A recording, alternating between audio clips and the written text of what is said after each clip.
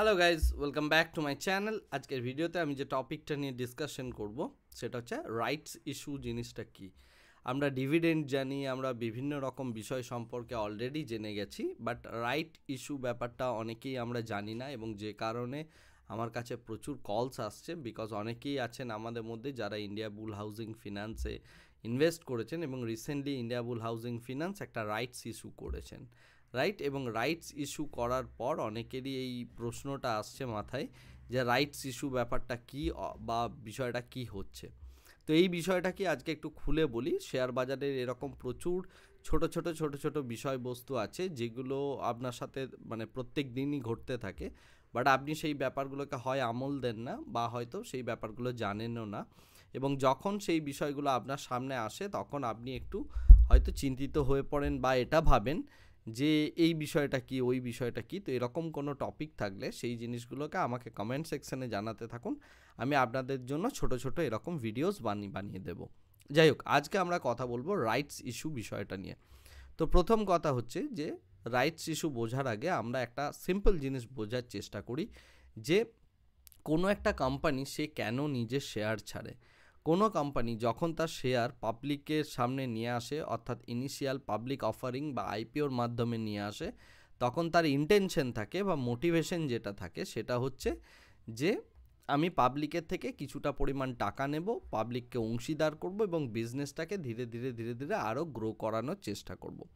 অর্থাৎ ইনিশিয়ালি কোনো কোম্পানির যদি টাকার দরকার পড়ে, সে দুটো জায়গায় যেতে পারে। একটা হচ্ছে সেই টাকাটা কারোর থেকে ধার নিতে পারে, সেটা কোনো ব্যাংকস হতে পারে, কোনো বন্ডস ইস্যু হতে পারে, বা বিভিন্ন রকম ডিভেঞ্চার ইস্যু করতে পারে, ইত্যাদি বিভিন্ন রকম মানে ফাইন্যান্সিয়াল ইনস্ট্রুমেন্ট আছে যেগুলোকে দিয়ে সে টাকা নিতে পারে। কিন্তু যখন দেখা যায় কোনো একটা কোম্পানির পক্ষে ওই অত পরিমাণ মানে লোন নেওয়া সম্ভব হয় না বা লোন নিতে চাইছে না কোম্পানি, সেই মুহূর্তে তারা যায় হচ্ছে শেয়ার অফারিংয়ের দিকে, অর্থাৎ শেয়ারটাকে বিক্রি করে তারা চায় যে একটা বিশেষ পরিমাণ টাকা তাদের কাছে আসুক এবং সেই টাকাটা নিয়ে তারা ইন ফিউচার গ্রো করুক। তো এইটা হচ্ছে সিচুয়েশন। এই সিচুয়েশনে যদি দেখা যায় কোনো কোম্পানি তার মানে শেয়ার বিক্রি করেছে, কোম্পানি বিজনেস করছে দীর্ঘদিন ধরে, কিন্তু তারপরে কোম্পানির কাছে আরও টাকার দরকার, তখন সে কী করে, সে তার আরও শেয়ার মার্কেটে আনতে থাকে, ওই পার্টিকুলার কোম্পানিটার শেয়ার আরও শেয়ার বাজারে আনতে থাকে। এখন প্রবলেমটা হচ্ছে, মনে করুন আমি একজন এক্সিস্টিং ইনভেস্টার, আমি অলরেডি কোনো একটা শেয়ারেতে ইনভেস্ট করে রেখেছি। তো এই সময় যদি আমি চাই যে আমি যে কোম্পানিটা ইনভেস্ট করেছি সেই পার্টিকুলার কোম্পানিটা যদি আবার শেয়ার ইস্যু করে, তাহলে অন্য যে সমস্ত ইনভেস্টাররা রয়েছে তারাও সেখানে ইনভেস্ট করবে, বাট আমি বহুত দিন ধরে ইনভেস্ট করে আছি, সুতরাং আমার আগে অধিকার এই কোম্পানিটার প্রতি যে যদি তার টাকার দরকার পড়ে এবং আমার মতো ইনভেস্টার যারা ইনভেস্ট করে আছেন তারা যদি চান আরও কিছু শেয়ার কিনতে পারেন, সুতরাং তাদের অনুমতির দরকার পড়ে। রাইট, অর্থাৎ কোম্পানির কাছে টাকা নেই, কোম্পানির কাছে টাকা রেজ করার জন্য কোম্পানি নতুন ইনভেস্টারের কাছে যেতে পারে বা কোনো পুরনো ইনভেস্টারের কাছেও যেতে পারে। কোম্পানির কাছে দুটো রাস্তা আছে।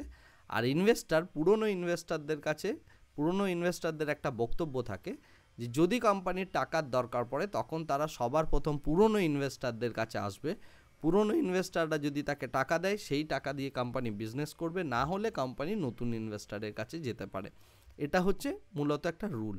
সেই কারণের জন্য কোনো কোম্পানি রাইটস ইস্যু করে। কোনো কোম্পানি যদি প্রচুর টাকার দরকার পড়ে তখন সে রাইটস ইস্যু করে। কাদের কাছে রাইটস ইস্যু করে না, রাইটসটা ইস্যু করে হচ্ছে পুরনো ইনভেস্টারদের কাছে, এবং তাদেরকে বলা হয় যে ঠিক আছে, আমি আপনার একটা শেয়ারের এগেনস্টে আর একটা শেয়ার দিচ্ছি বা দুটো শেয়ারের এগেনস্টে আর একটা শেয়ার দিচ্ছি, আপনি যে মার্কেট প্রাইস চলছে তার থেকে কিছুটা টাকা কমে আপনি এই শেয়ারটা নিতে পারেন, যেহেতু আপনি এক্সিস্টিং বা আপনি পুরনো শেয়ার হোল্ডার।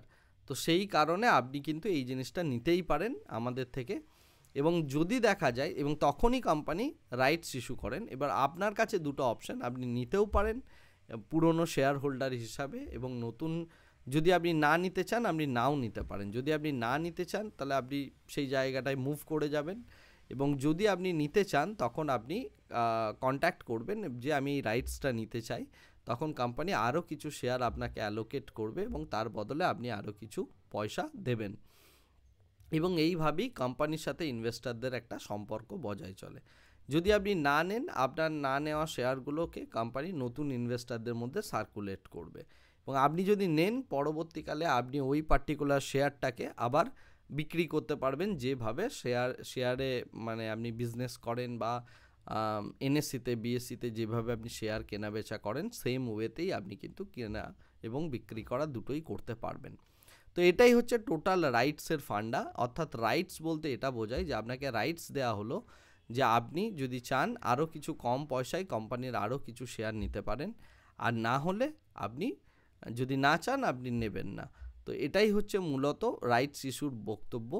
এবং যে সমস্ত কোম্পানি রাইটস ইস্যু করে তারা মূলত মার্কেট থেকে আরও কিছুটা টাকা নিয়ে বিজনেসকে সারভাইভ করা বা তাদের এক্সিস্টিং যে গ্রোথ প্ল্যান রয়েছে সেই গ্রোথ প্ল্যানটার মধ্যে বিজনেসকে নিয়ে যাওয়া, এই প্রচেষ্টার জন্যই কিন্তু রাইটস ইস্যুটা করা হয়। তো এটাই হচ্ছে মূলত রাইটস ইস্যুর বক্তব্য। এখন আপনি যদি একজন মানে এক্সিস্টিং ইনভেস্টর হয়ে থাকেন ইন্ডিয়া বুল হাউজিং ফিনান্সে, তারা রিসেন্টলি রাইটস ইস্যু করেছেন, এবং আপনারা যাদের যাদের ইন্ডিয়া বুল হাউজিং ফিনান্স আছে তারা দেখতে পাচ্ছেন যে আপনাদের কাছে এই রাইটসের জন্য একটা করে মেসেজ হয়তো আসছে, বা আপনি যদি সেই শেয়ারটাকে মানে কেনা এবং বিক্রি করতে যান তখন আপনাকে এই মেসেজটাও দেওয়া হবে, যেহেতু আপনি একজন এক্সিস্টিং শেয়ার হোল্ডার সেই কারণের জন্য। বাট যদি নতুন কোনো শেয়ার হোল্ডার সেটা কিনতে যায় তখন তাকে সেই রাইটসটা দেওয়া হয় না।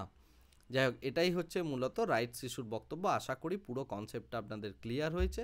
আজকের ভিডিওটা আমি এখানেই শেষ করছি। Thank you very much, bye bye, tata.